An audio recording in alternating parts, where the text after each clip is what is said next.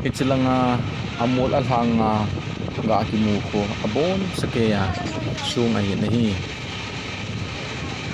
akidang ma majingi amun hi ahile Delhi le Hyderabad ke ka ahiin amna amun chatwang chuba amin ka hen tapuin 2019 kuma kapujin namuna ichlai mun hi kazot pawa train sunga pana kahin kang do hi ano mama singin kasi kitang hol kamujin ni ngai da pati ba chi so ichlai su training som wal jong azo na hi chandi hi ai amun na le le ko mani ko to ti nga chu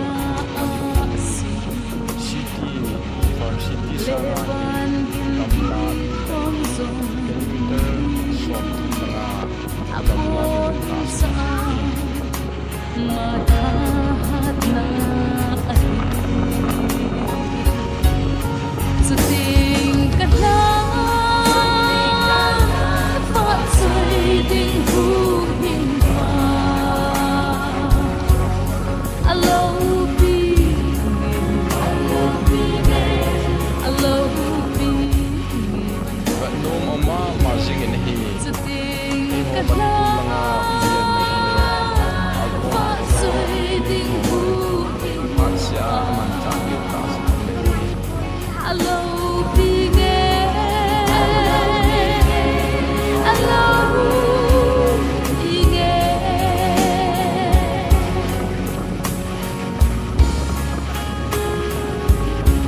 Gamang kinsi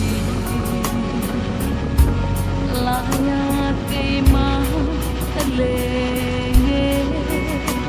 hamay kitang patsay ko sa musang sung ako rin kagadole nem hiu lekin ngay chu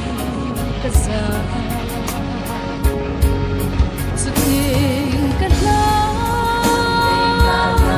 phát rơi tình